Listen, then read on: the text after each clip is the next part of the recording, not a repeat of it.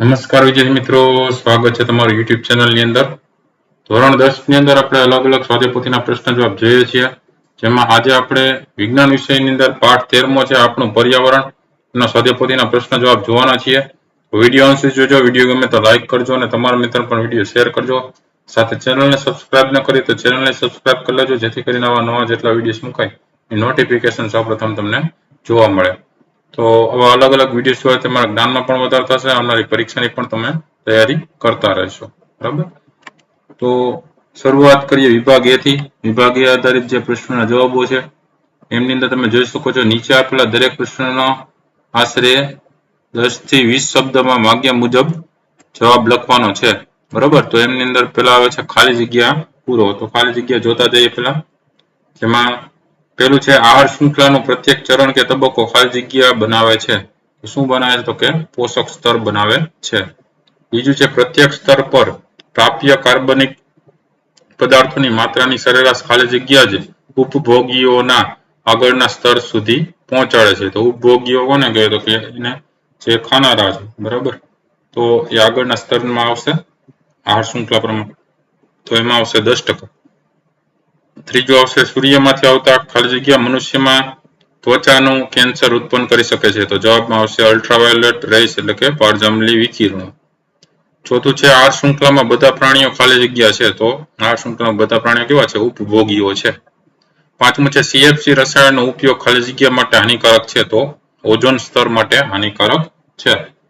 ત્યાર પછી છઠ્ઠું છે ખાલી જગ્યા પોષક સ્તર પછી સજીવો માટે ઉપયોગી ઉર્જાની માત્રા ખૂબ જ ઓછી હોય છે. તો એના જવાબમાં આવશે ચોથા પોષક સ્તર પછી. ત્યાર પછી પ્રશ્ન છે નીચેના વિધાનો ખરા છે કે ખોટા તે જણાવો.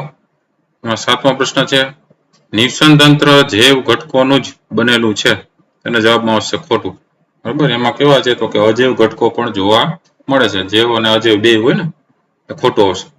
આઠમું છે ઉત્પાદકો કરતા ઉપભોગી સજીવોની સંખ્યા હંમેશા વધારે હોય છે. તો એના જવાબમાં સાચું એટલે ખરું આવશે. નવમું છે જીવાણુ અને ફૂગ જેવા સૂક્ષ્મજીવો મૃત જૈવ અવશેષોનું અપમાર્જન કરે છે. તો એ પણ સાચું એટલે ખરું આવશે. દસમું છે ઉદ્યાન અને ખેતર કૃત્રિમ નિવસન તંત્ર છે. તેના જવાબમાં પણ ખરું એટલે સાચું આવશે. 11મું છે અલ્ટ્રાવાયોલેટ વિકિરણો એટલે પારજાંબલી વિકિરણો ઓઝોન O3 નું વિઘટન કરે છે. એના જવાબમાં ખોટું આવશે. ત્યાર પછી આપેલા બહુ વિકલ્પી ઉત્તરવાળા પ્રશ્નો માટે MCQ એટલે કે સાચા વિકલ્પનો ક્રમ ABCD પ્રમાણે જે આવતો હોય સામે જવાબમાં લખવાનો છે. એમાં 12મો જોઈએ કે નીચેના પૈકી કયા સમૂહમાં માત્ર જૈવ અવિઘટનીય પદાર્થો છે. એના જવાબમાં D આવશે, C આવશે, DDT, પ્લાસ્ટિક ને પોલિથીન એ બધા જૈવ અવિઘટનીય પદાર્થો છે. 13મું છે નિવસન તંત્રના કયા પોષક સ્તરે સૌથી ઓછી ઉર્જા પ્રાપ્ત થાય છે. તો સૌથી ઓછી ઉર્જા ક્યાં પ્રાપ્ત થાય? તો D ઉચ્ચ માંસાહારી ત્યારે સૌથી ઓછી ઉર્જા પ્રાપ્ત થાય. 14મું છે ખેતરમાં ઘઉંના પાક સાથે સાપ, મોર, સમડી, ઉંદર વગેરે આહાર શૃંખલામાં છે. સમયાંતરે ખેતરમાં જંતુનાશકનો છંટકાવ કરવામાં આવે છે. નીચેનામાંથી કોનામાં જંતુનાશકનું સંકેન્દ્રણ સૌથી ઓછું હશે? જવાબમાં B ઓપ્શન આવશે, ઉંદર. 15મું છે આહાર શૃંખલામાં માંસાહારીઓ કરતા તૃણાહારીઓ વધારે હોવાનું કારણ શું છે? એના જવાબમાં C ઓપ્શન આવશે, માંસાહારીઓ કરતા તૃણાહારીઓને ખોરાક સરળતાથી અને વ્યાપક પ્રમાણમાં પ્રાપ્ત થાય છે. 16મું છે સ્થળજ નિવસન તંત્રમાં લીલી વનસ્પતિઓમાં પ્રાપ્ત સૌર ઉર્જાનો કેટલા ટકા ભાગ પર્ણો દ્વારા ખાદ્ય ઉર્જામાં રૂપાંતર થાય છે? એના જવાબમાં શું આવશે? 1%. એટલે જવાબમાં A ઓપ્શન. 17મું છે વિધાન એ આપ્યું છે કે આપણા શરીરમાં જૈવ અવિઘટનીય રસાયણો સૌથી વધુ માત્રામાં સંચય પામતા હોય છે એટલે ભેગા થતા હોય. કારણ આ એ પૂછે કે કોઈ પણ આહાર શૃંખલામાં મનુષ્ય અગ્ર સ્થાને હોય છે. તેના જવાબમાં એ વિધાન આવશે સાચું કે વિધાન A અને કારણ R બંને સાચા છે અને તથા કારણ R એ વિધાન A ની સાચી સમજૂતી છે. 18માં પૂછે વિધાન A આપ્યું છે કે ઓઝોન સ્તર હાનિકારક પારજાંબલી વિકિરણોનું શોષણ કરે છે. કારણ R આપ્યું છે કે વાતાવરણના ઉચ્ચ સ્તરમાં પારજાંબલી વિકિરણોની અસરથી ઓક્સિજન અણુઓ એટલે કે O2 થી ઓઝોન બને છે. એમાં વિધાન A અને કારણ માટે કયો વિકલ્પ સાચો છે કહેવાનો છે. તો જવાબમાં B ઓપ્શન સાચો થશે કે વિધાન A અને કારણ R બંને સાચા છે, પરંતુ કારણ R એ વિધાન A ની સાચી સમજૂતી નથી. ત્યાર પછી જોઈએ નીચે આપેલા પ્રશ્નના માગ્ય મુજબ ઉત્તર આપો. જેમાં 19મું છે CFC નું પૂરું નામ જણાવો. જવાબ લખી શકીએ એ CFC નું પૂરું નામ ક્લોરોફ્લોરોકાર્બન છે. ક્લોરોફ્લોરોકાર્બન છે. ત્યાર પછી 20મું છે વિઘટકોની ભૂમિકા જણાવો. તો જવાબ લખી શકીએ કે વિઘટકો જટિલ કાર્બનિક પદાર્થોનું સરળ અકાર્બનિક પદાર્થોમાં રૂપાંતર અથવા વિઘટન કરે છે. 21મું છે જળચર સજીવોની 3 તબક્કાની આહાર શૃંખલા લખો. તો 3 તબક્કા લખવાના છે. તો એમાં જળચર તરીકે લીલ, એમાં નાના જલીય છોડો કે લીલ હોય, બરાબર, એમાંથી તો કે જલીય નાના કીટકો એને ખાય અથવા નાની માછલીઓ એને ખાય, અને નાની માછલીઓને કોણ ખાય તો કે મોટી માછલીઓ. આ રીતે 3 તબક્કાઓ લખી શકો. 22મું છે સ્વયંપોષીઓમાં સૌથી મહત્વનું ઉર્જા રૂપાંતર કયું છે? અને જવાબ લખી શકીએ કે પ્રકાશ એટલે કે સૌર ઉર્જાનું રાસાયણિક ઉર્જામાં રૂપાંતર એ સૌથી મહત્વનું ઉર્જા રૂપાંતર છે. 23મું છે પૂર્ણ નામ આપવાનું છે UNEP. તો એનું પૂરું નામ થશે સંયુક્ત રાષ્ટ્ર પર્યાવરણ કાર્યક્રમ.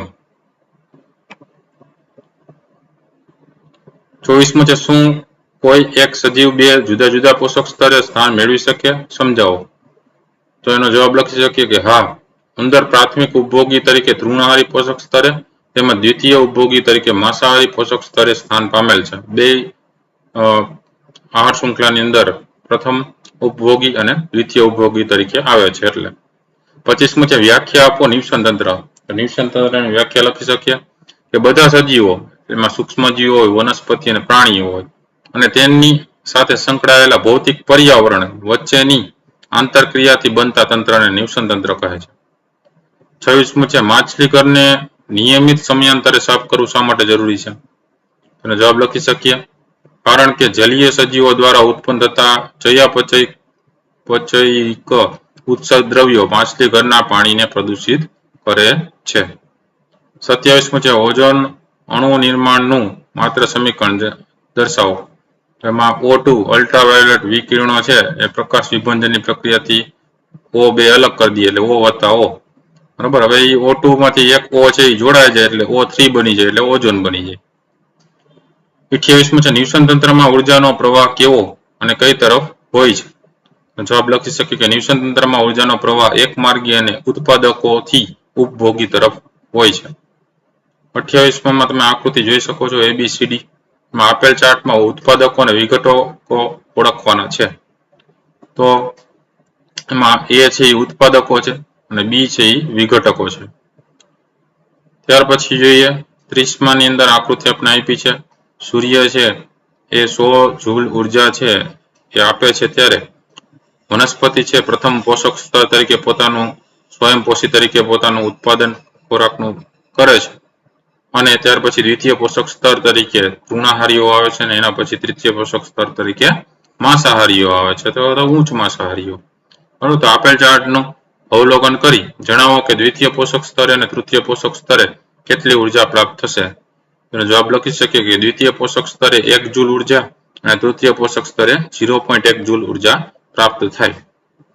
ત્યાર પછી 31મું છે જોડકા જોડવાના છે. વિભાગ A ની સામે વિભાગ B અને C છે એ બે જોડતા જઈએ. તો પહેલામાં છે સર્વાહારી, બરાબર. તો એમાં દ્વિઉપભોગી કયો કે સર્વાહારી એટલે તૃણાહારી હોય, માંસાહારી હોય.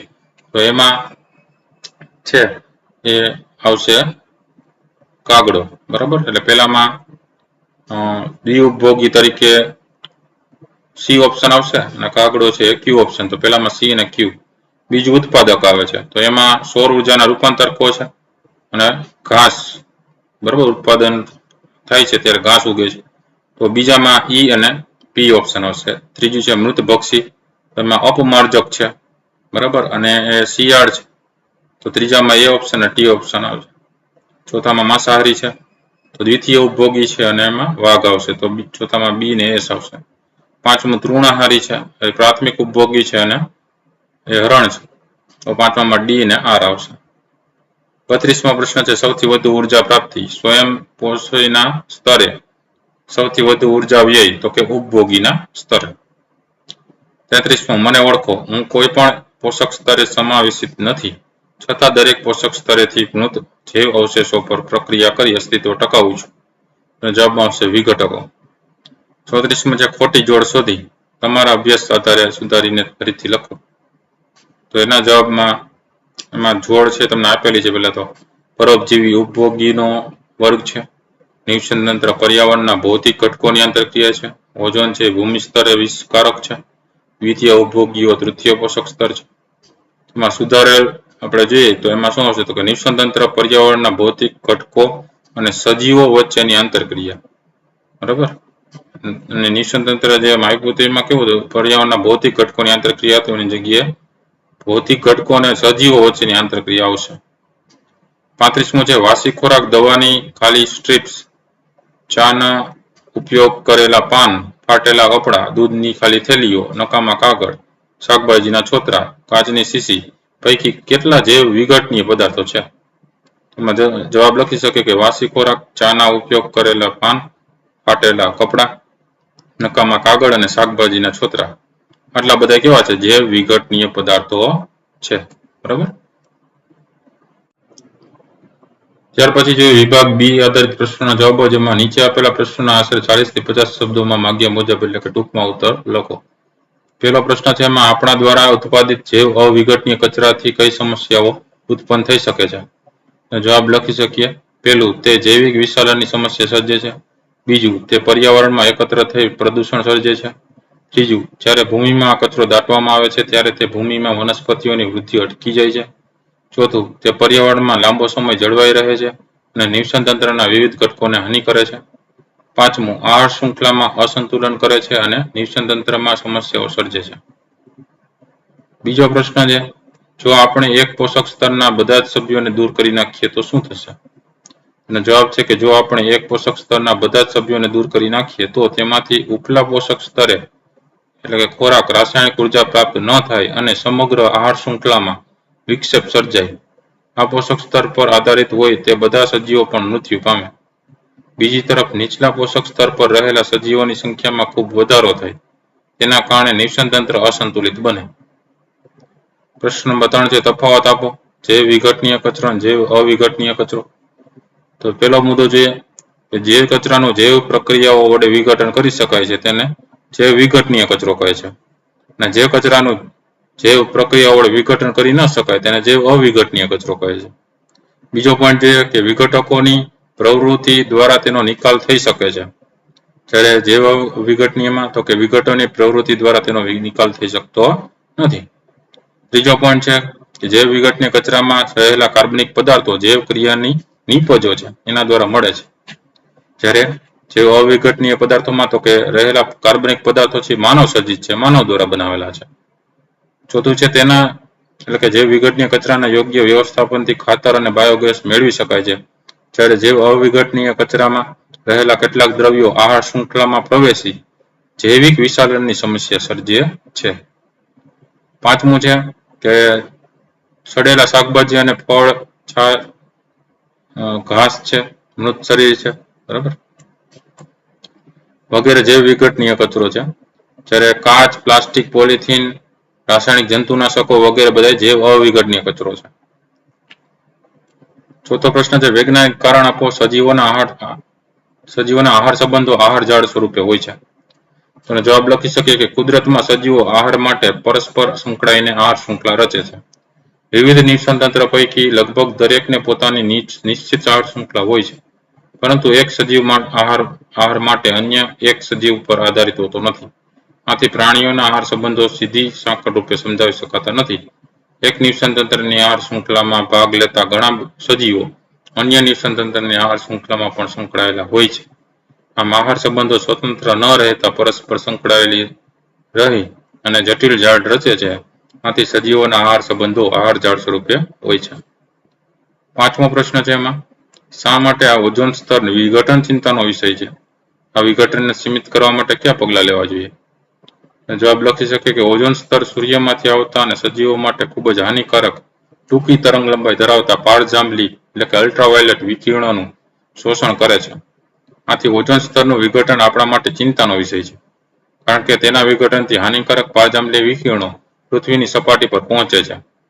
મનુષ્યમાં તે વિકિરણો છે એ ચામડીનું કેન્સર, આંખના મોતિયા વગેરે જેવી સમસ્યાઓ સર્જે છે.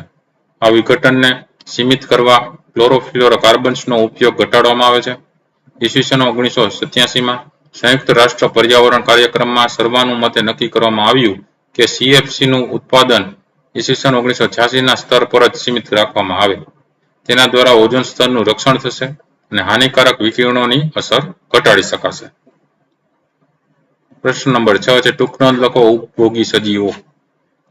ઉપભોગી સજીવો કોને કહેવાય પેલા જોઈએ તો જવાબ લખી શકીએ કે જે સજીવો ઉત્પાદકો દ્વારા ઉત્પાદિત થયેલા ખોરાક પર પ્રત્યક્ષ અથવા પરોક્ષ રીતે આધારિત હોય તેમને ઉપભોગીઓ કે ઉપભોક્તાઓ કહે છે. ઉદાહરણ તરીકે ક્લોરોફિલ વિહીન અને વિષમપોષી સજીવો. ઉપભોગી સજીવો છે એ બધા ઉપભોગી સજીવો નીચે મુજબ 4 કક્ષાઓમાં વિભાજિત કરી શકાય છે. તેમાં પહેલું જોઈએ તો કે તૃણાહારી એટલે કે શાકાહારી. તેઓ લીલી વનસ્પતિઓનો ખોરાક તરીકે ઉપયોગ કરે છે, દાખલા તરીકે ગાય, હરણ. બીજું માંસાહારી, તો તેઓ અન્ય પ્રાણીનું ભક્ષણ કરીને ખોરાક મેળવે છે. તેના 2 ભાગ પડે છે, દ્વિતીય કક્ષાના ઉપભોગી અને તૃતીય અને ઉચ્ચ ક્રમના ઉપભોગીઓ. ત્રીજું આવે છે સર્વાહારી સજીવો. તેઓ વનસ્પતિ અને પ્રાણી બંનેનો ખોરાક તરીકે ઉપયોગ કરે છે, દાખલા તરીકે મનુષ્ય અને વંદો. પછી આવે ચોથું પરોપજીવીઓ. તેનો યજમાન સજીવમાંથી પ્રવાહી પોષક દ્રવ્યોનું સીધું શોષણ કરે છે, દાખલા તરીકે કહીએ તો પ્લાઝ્મોડિયમ, યકૃત કૃમિ, અમરવેલ. આ બધા પરોપજીવો છે. પ્રશ્ન નંબર 7 જોઈએ. પોષક સ્તરો એટલે શું? એક આહાર શૃંખલાનું ઉદાહરણ આપી તેમાં વિવિધ પોષક સ્તરો સમજાવો. તેનો જવાબ લખી શકીએ કે આહાર શૃંખલામાં પોષણના ક્રમિક ચરણ એટલે કે પગથિયાઓને પોષક સ્તરો કહે છે. નિવસન તંત્રમાં પોષક સ્તર છે ઉર્જાનું વહન દર્શાવે છે અને આહાર શૃંખલા ભક્ષ્ય ભક્ષકના વચ્ચે ભક્ષ્ય અને ભક્ષ્ય એટલે કે જેનો ખોરાક તરીકે ઉપયોગ કરે છે કોણ? ભક્ષક. બરાબર, જેનો શિકાર ભક્ષક કરે છે અને એ શિકારી પોતાનો શિકાર થવા દે છે, તો એ વચ્ચેના ક્રમિક સંબંધ દર્શાવે છે.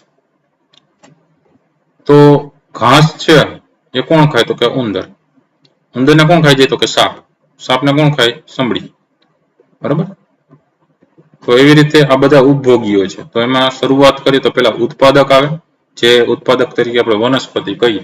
બરાબર, તો ઘાસ કહીએ કે જે વનસ્પતિના ભાગ છે, છોડ છે, બધા પ્રથમ પોષક સ્તર છે. પછી એને કોણ કહે તો કે પ્રાથમિક ઉપભોગી, દ્વિતીય પોષક સ્તર વાળા. જેમ કે અહીંયા આપણે જોઈએ કે ઉંદર છે, હરણ છે, એ બધા. પછી આવે દ્વિતીય ઉપભોગી અને તૃતીય પોષક સ્તર. જેમ કે અહીંયા ઉંદરને કોણ ખાય? સાપ. એટલે હરણને જે ખાનારા છે એ બધા. બરાબર, અને એના પછી હરણને ખાનારા સિંહ, વાઘ એ બધા. અને એના પછી આવે તૃતીય ઉપભોગી એટલે ચતુર્થ પોષક સ્તર. તો એમાં સંભળી અથવા તો બીજા જે કંઈ જ્યારે જમીનમાં દટાય ત્યારે એનું વિઘટન થવા માટેના બેક્ટેરિયા. બરોબર, એ બધા તૃતીય ઉપભોગી કહી શકીએ. અને એ રીતે શું થાય છે, ફરી પાછું એમનું જે પોષણ છે જમીનને મળી જાય. પ્રશ્ન નંબર 8 છે નીચેના પ્રશ્નોના ઉત્તર આપો. જેમાં પહેલો પ્રશ્ન, એવી 2 રીતો દર્શાવો કે જેમાં જૈવ વિઘટનીય પદાર્થો પર્યાવરણને પ્રભાવિત કરતા હોય. તો જવાબ લખી શકે પેલાનો કે જૈવ વિઘટનીય પદાર્થો સૂક્ષ્મ જીવોની પ્રવૃત્તિ વડે વિઘટન પામી સરળ દ્રવ્યો પર્યાવરણમાં મુક્ત કરે છે. આ સરળ દ્રવ્યો અન્ય સજીવોના જીવનને ટકાવવા માટે ઉપયોગમાં આવે છે. વિઘટન દરમિયાન મુક્ત થતા કેટલાક વાયુઓ વાતાવરણને પ્રદૂષિત કરે છે. બીજો પ્રશ્ન છે કે એવી 2 રીતો દર્શાવો કે જેમાં જૈવ અવિઘટનીય પદાર્થો પર્યાવરણને પ્રભાવિત કરતા હોય. તેનો જવાબ લખી શકીએ કે પેસ્ટિસાઇડ્સ અથવા કીટનાશકો જેવા જૈવ અવિઘટનીય પદાર્થો ભૂમિ અને પાણીનું પ્રદૂષણ કરે છે અને તે સજીવોમાં જૈવિક વિશાલન પ્રેરે છે. જૈવ અવિઘટનીય પદાર્થોના નિવસન તંત્રમાં કાર્યો જેવા કે ઉર્જા અને દ્રવ્યોના વહનને અવરોધે છે. ત્યાર પછી હવે જોઈએ વિભાગ સી આધારિત પ્રશ્નોના જવાબો. નીચે આપેલા પ્રશ્નોના આશરે 60 થી 80 શબ્દોમાં મુદ્દાસર ઉત્તર લખો. તેમાં પહેલો પ્રશ્ન છે નિવસન તંત્રમાં ઉર્જા વહનના અભ્યાસ પરથી તારવેલી સમજૂતીના મુખ્ય 6 મુદ્દાઓ લખો. જવાબ લખી શકીએ. પહેલું, લીલી વનસ્પતિઓ પ્રાપ્ત સૌર ઉર્જાના લગભગ 1% ભાગનું પર્ણો દ્વારા શોષણ કરી ખાદ્ય ઉર્જામાં રૂપાંતર કરે છે.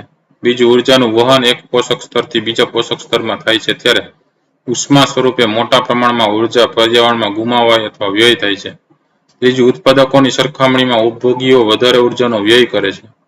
ચોથું, નિવસન તંત્રને સતત ઉર્જા પુરવઠો પ્રાપ્ત થવો જરૂરી છે.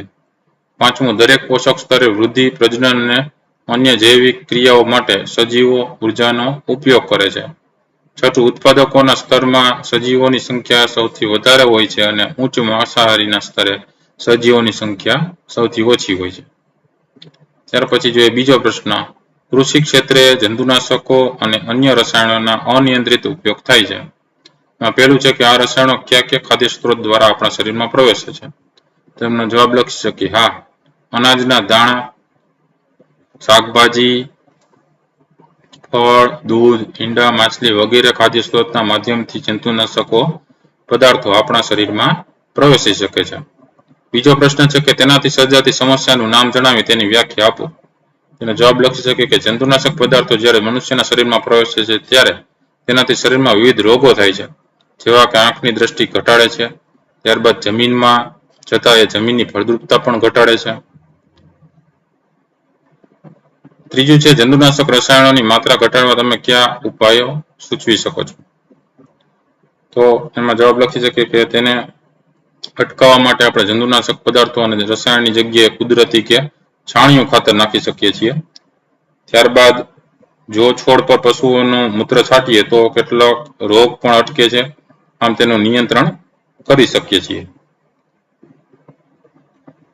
ત્રીજા પ્રશ્નમાં નીચે આપેલા ઉર્જા પિરામિડને સંગત પ્રશ્નોના ઉત્તર આપવાના છે. તો પ્રાથમિક ઉપભોક્તા, બરાબર, એમાં જોઈએ પ્રથમ સ્તરની અંદર પોષક સ્તર તરીકે વૃક્ષો છે, દ્વિતીય પોષક સ્તર તરીકે જીરાફ છે અને તૃતીય સ્તર તરીકે આ શૃંખલામાં સિંહ દર્શાવેલો છે આકૃતિમાં. તો એમાં પહેલું જોઈએ કે કયા પોષક સ્તરે સજીવોની સંખ્યા વધારે છે અને શા માટે? જવાબ લખી શકે કે પ્રથમ પોષક સ્તરે સજીવોની સંખ્યા વધારે છે કારણ કે વૃક્ષો અને ક્ષુપ ઉત્પાદકોના સ્તરે છે. આ સ્તરે પ્રાપ્ત ઉર્જા સૌર ઉર્જાનું રાસાયણિક ઉર્જામાં રૂપાંતર કરી તમામ ઉપલા પોષક સ્તરોમાં ઉર્જા પૂરી પાડે છે. બીજું છે, શા માટે દ્વિતીય ઉપભોગીઓની સંખ્યા તૃણાહારીઓ કરતા ઘણી ઓછી છે? જવાબ લખી શકીએ કારણ કે તૃણાહારીઓના સ્તરેથી માત્ર 10% ઉર્જા દ્વિતીય ઉપભોગીઓના સ્તરે પ્રાપ્ત થાય છે. ત્રીજો પ્રશ્ન છે, શા માટે સિંહ પિરામિડની ટોચના સ્થાને મૂકેલો છે? એનો જવાબ લખી શકીએ કારણ કે સિંહ ઉચ્ચ માંસાહારી છે અને તેની સંખ્યા સૌથી ઓછી હોય છે. તો આ તો અલગ અલગ પ્રશ્નોના જવાબો. વિડીયો ગમ્યો હોય તો લાઈક કરજો અને તમારા મિત્રો પણ વિડીયો શેર કરજો. સાથે ચેનલને સબસ્ક્રાઇબ ન કરી તો ચેનલને સબસ્ક્રાઇબ કરી લેજો. નવા વિડીયો ચેનલ પર મુકાતા રહેતા હોય છે. ઘણા બધા મુકાઈ પણ ગયા છે, ન જોયો તો જોઈ લેજો. આવનારી પરીક્ષાની પણ તમે એમાંથી તૈયારી કરતા રહેજો. ફરી પાછા નવા વિડીયો સાથે મળીએ, ત્યાં સુધી તમારી કાળજી રાખજો. Thank you very much and take care.